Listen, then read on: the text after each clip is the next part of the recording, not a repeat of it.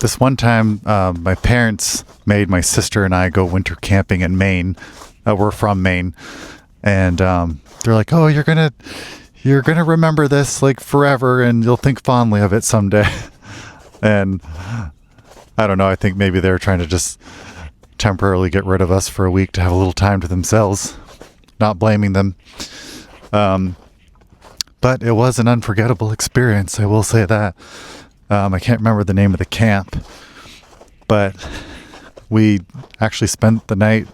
It's like 1 or 2 nights. A bunch of us kids. It was like a whole group. And obviously there were adult chaperones, and we had to bring supplies. And I just remember the first night, it was so cold and my shirt was soaking wet. And one of the adult staff people had to change my wet shirt in the middle of the woods, and it was almost nighttime. And I was just absolutely freezing. But it did definitely feel better to have a dry shirt on. And I'll never forget also, like that same night, there was another staff member that was making a whole great big pot of hot chocolate over a fire. And that was probably like the best hot chocolate I've ever had in my life. Not necessarily because it was like the world's best hot chocolate. There's just something about being freezing cold in the middle of winter in the woods and just having a sip of that hot chocolate. It just like really hit the spot.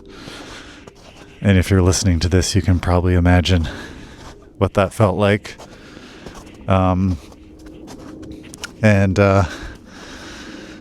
Yeah, my sister was sleeping in another tent with some girls. I can't remember how many tents there were, but sadly, I feel bad though.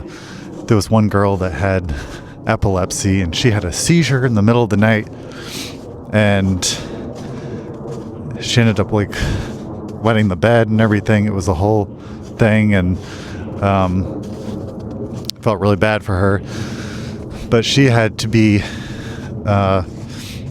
hooked up, or they put her on some kind of sleigh and attached that to a snowmobile, I believe, and had to take her out of the woods and send back home.